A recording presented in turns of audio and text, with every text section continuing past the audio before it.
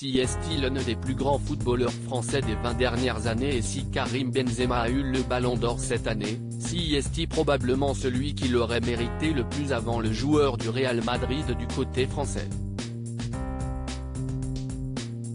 À 39 ans, Franck Ribéry a annoncé qu'il prenait sa retraite en fin d'année dernière après une carrière incroyable qu'il a notamment vu passer par l'Olympique de Marseille, le Bayern Munich ou la Fiorentina, en Italie.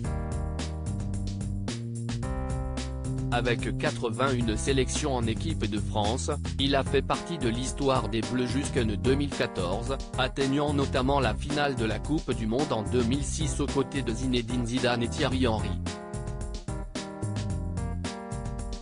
Plutôt discret sur sa vie privée, Franck Ribéry est en couple et marié depuis de longues années avec Waiba.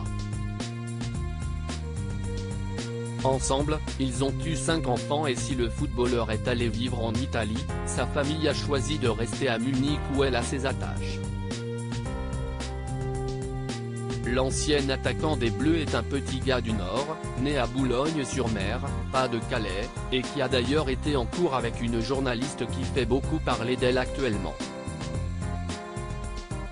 Chef du service fact-checking à TF1 et LCI, Samira El Ghadir a eu le droit à un beau portrait dans le dernier numéro de Télé Loisirs, sorti ce lundi 20 mars.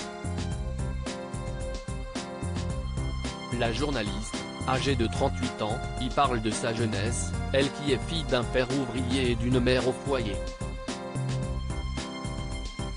Partenaire sur les terrains de foot, Samira El Ghadir a elle aussi grandi à Boulogne-sur-Mer, où elle a pu côtoyer Franck Ribéry, avec qui elle jouait au football.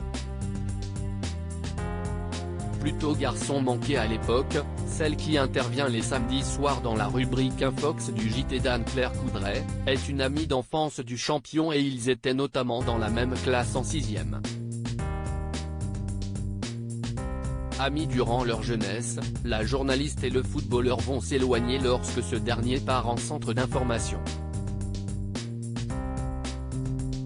Une anecdote plutôt marrante donc, mais visiblement, les chemins de Franck Ribéry et Samira El Ghadir ne se sont pas recroisés depuis les bancs de l'école.